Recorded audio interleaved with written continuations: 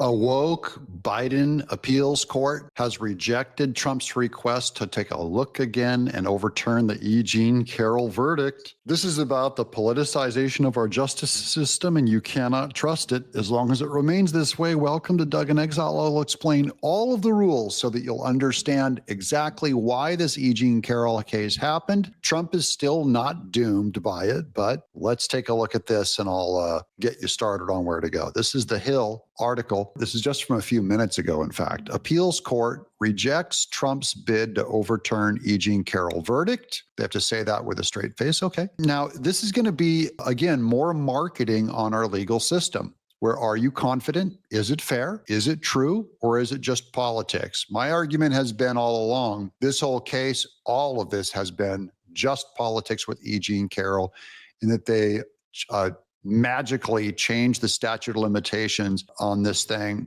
She didn't know the date of the assault. Like there's all this fishy stuff about it. A federal appeals court in an 8-2 vote, that's 10 of the appeals out of 13 total, 8-2 vote Friday declined President Trump's bid to rehear his appeal of a jury verdict finding him liable for abusing advice columnist E. Jean Carroll, leaving the Supreme Court as Trump's only remaining pathway. And that might be the only way that he gets justice. You know, if you go to the highest court in the land and Trump still loses, then that's it. By every definition, that's all that anyone could have done for him. Now, a 3-judge panel on the second U.S. Court of Appeals unanimously upheld the verdict last year. On Friday, the full active Second Circuit bench declined to disturb that decision over the dissent of 2 judges. The full active second bench would be 10 judges of the 13 total. So I guess 3 of them are inactive. I'll explain the makeup of the court in just a minute.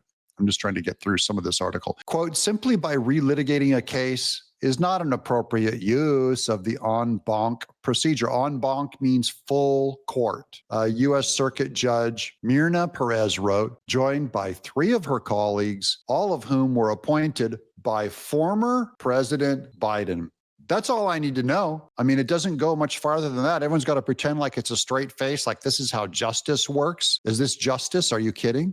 Quote, in those rare instances in which a case warrants our collective consideration, the entire en banc panel, it is almost always because it involves a question of exceptional importance or a conflict between the panel's opinion and appellate precedent, Perez said. In 2023, a New York jury found Trump liable for abusing Carroll in a Manhattan department store dressing room in the mid-90s, that somewhere in the mid-90s, E. Jean Carroll could not specify the date, and defaming her by denying her story when she came forward during Trump's first presidency. The jury ordered Trump to pay $5 million. Trump, and it eventually escalated to $83 million by the time the court was all done. Trump, who maintains he never assaulted Carroll, argued his trial was tainted because the jury heard improper evidence such as the infamous, quote, Access Hollywood tape and testimony from other women who accused Trump of assault.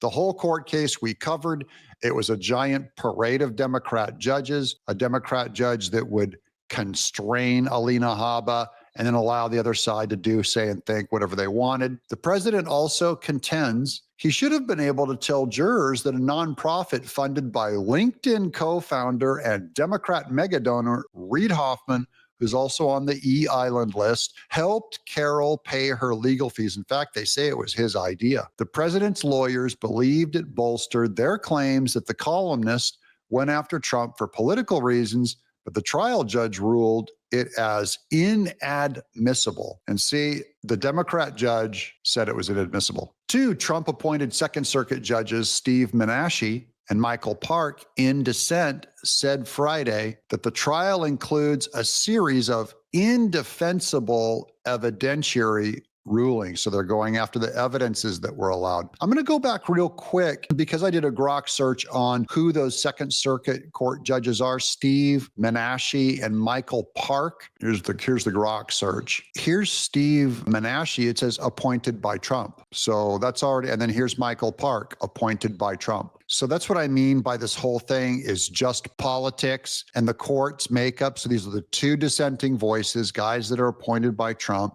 If Trump was appointing more people to this court, he would have won. And that's not justice. I just don't believe, I'm sorry, I don't believe our justice system, especially when Democrat judge appointments are involved, that it is beyond politics. That's my own personal opinion. Here's more. Quote, the result was a jury verdict based on impermissible character evidence and a few reliable facts. No one can have any confidence that the jury would have returned the same verdict if the normal rules of evidence had been applied, Menashe wrote. That's one of the Trump appointments. Of the 10 judges who voted, only Menashe and Park dissented. The Second Circuit has 13 judges, inactive service eligible to sit on the case, but 3 of them recused themselves without explanation. The Hill was reached out to Carroll's and Trump's legal team for comment. The White House deferred comment to Trump's attorneys. Now, I'll go into more of this in the future when we get to wrap up this article real quick. The case was the first of 2 times Carroll took Trump to trial. In Carroll's other lawsuit, another jury later ordered Trump to pay $83 million in defamation for continuing to deny her story. Trump's appeal in that case heads to a 3-judge Second Circuit panel for oral arguments on June 24th. Again, I just want to know who appointed the judges, and I'll tell you how this thing will come out. The panel is expected to rule beforehand on whether the Justice Department can replace Trump as the defendant, which would enable him to avoid paying any damages. Who's he going to replace himself with? J.D. Vance? Okay, now let me go back to my grok research I did on this, just to give you a few of the facts about the actual 13 judges on that case, because I think it does say a lot. As of January of 2025, that's this year, Second Circuit's active judges are appointed as follows based on the party appointed president. 7 judges were appointed by Democrats, 6 judges were appointed by Republicans. That's pretty even balance. Now, as of January this year, finally, current active judges, here they are. This is Dennis Jacobs by George H.W. Bush.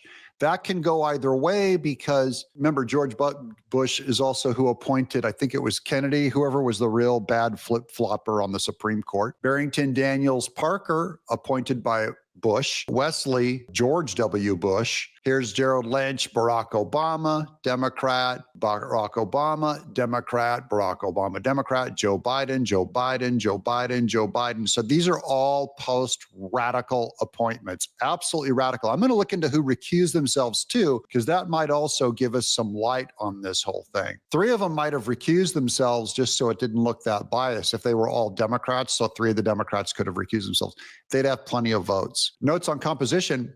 The Second Circuit flipped to a Democrat-appointed majority in 2021 after the confirmation of Judge Beth Robinson. The court's ideological balance has been noted to shift with recent appointments. For instance, Judge Maria Khan's confirmation in 2023 under Biden was cited as solidifying a liberal majority, as Judge Jose Cabranes, whom she replaced, often aligned with conservative rulings despite being a Democrat appointee. So they got rid of the Hispanic, replaced them with Maria Khan, a reliable leftist judge. The party of the appointing president is a general indicator of judicial philosophy, but not definitive, as judges may rule independently in other appointments. So I'm only saying I really believe that this is a compromised court case. I believe it does go to the Supreme Court. Trump does take it to the Supreme Court. Trump's going for like the immunity claim or some other claim, and he's going to say poisoning the jury, which was all Democrat juries.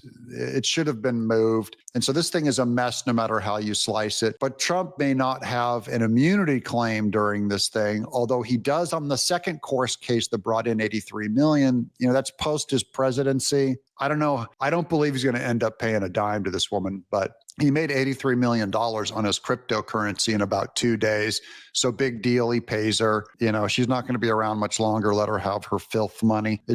He still won the election because of it. And I think Trump would rather be a president. He spent more than $80 million in funding his own presidency, so it's only fair. But I really think if this goes to the Supreme Court, they're going to be reluctant undermining a lower court, but at the very least, their arguments will be sound, judicial, and without bias from at least 7, probably 6 of the 9 Supreme Court justices. So at least we'll get an honest opinion of this thing. Finally, what do you guys think? That's my big question. Will Trump end up paying E. Jean Carroll 1 dime? I still say no. What do you say? I'm Doug in Exile.